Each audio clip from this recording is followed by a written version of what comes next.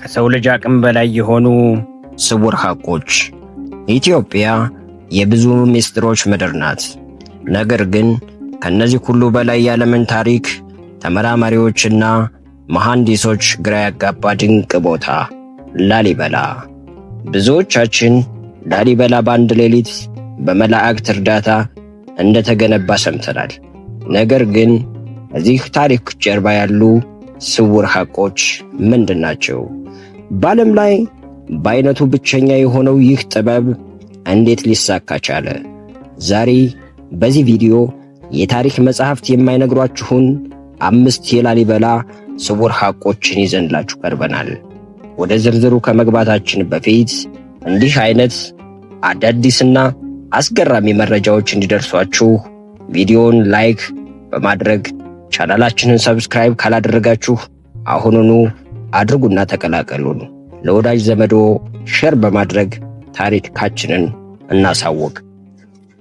አሁን በቀጥታ ወደ ስውር ሐቁ እንገባለን። ተከተሉኝ። አንደኛው ስውር ሐቅ፣ ብዙውን ጊዜ ሕንፃዎች የሚገነቡት ከመሬት ተነስተው ወደ ላይ ነው። ላሊበላ ግን የተገነባው ከመሬት ወደ ታች ተቆፍሮ ነው። ይህ ማለት ግንባታው የተጀመረው ከጣራው ነው ማለት ነው። አንድ ትንሽ ስህተት ቢሰራ ኖሮ መላው ሕንፃ ይበላሽ ነበር። ይህ ባክዋርድስ ኢንጂነሪንግ ይባላል። በ12ኛው ክፍለ ዘመን ያ የቴክኖሎጂ ዕውቀት ከየት መጣ? ሳይንቲስቶች ዛሬም ድረስ በዘመናዊ መሳሪያ እንኳን እንዲህ ያለውን ጥበብ በዚያ ፍጥነት ለመስራት እንደሚቸገሩ ያምናሉ። ሁለተኛው ስውር ሐቅ፣ ላሊበላ ዝናብ በሚዘንብበት ጊዜ ለምን አይጥለቀለቅም? ሚስጥሩ ከሕንፃዎቹ ስር በተዘረጉ ስውር መተላለፊያዎችና የፍሳሽ ማስወገጃ ቱቦዎች ላይ ነው። አባቶቻችን የድንጋዩን ተፈጥሮ አጥንተው ውሃው የት መሄድ እንዳለበት በረቀቀ መንገድ ቀርጸውታል። ይህ ደግሞ በጊዜው የነበረውን ከፍተኛ የጂኦሎጂና የሃይድሮሊክ ኢንጂነሪንግ ዕውቀት ያሳያል። ሦስተኛው ስውር ሐቅ፣ አንዳንድ የምዕራባውያን የታሪክ ጸሐፊዎች ይህንን ድንቅ ሥራ ኢትዮጵያውያን ብቻቸውን አልሰሩትም በማለት ሞክረዋል። ቴምፕላርስ ወይም ግሪኮች ረድተዋቸዋል ይላሉ። ነገር ግን እውነታው ግንባታው ሙሉ በሙሉ አክሱማዊ ስልጣኔ የተከተለ መሆኑ ነው። የመስኮቶቹ አቀራረጽ፣ የበር ቅርጾችና የጌጣጌጥ ጥበቦች ከጥንታዊቷ አክሱም የተወረሱ መሆናቸው ሥራው የሀገር በቀል ጥበብ ውጤት መሆኑን ያረጋግጣል። አራተኛው ስውር ሐቅ፣ ንጉሥ ላሊበላ ይህንን ቦታ የሠራው እንዲሁ ለውበት አይደለም።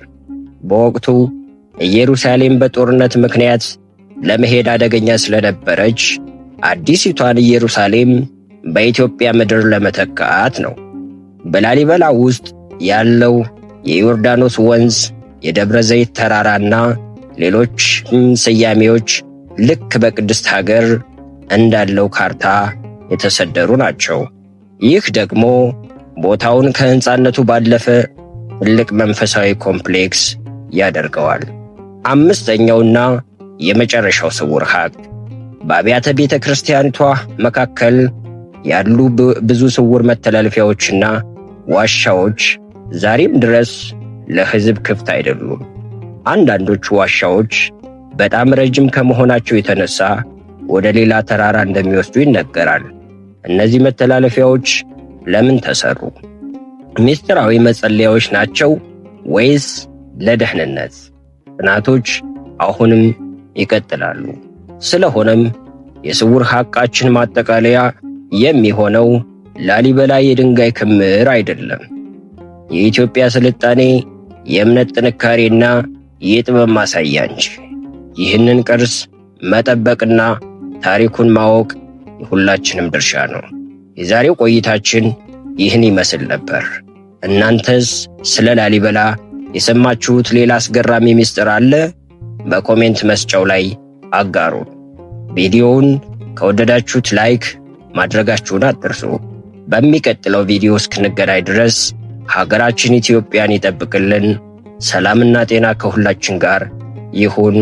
ቸር ሰንብቱ።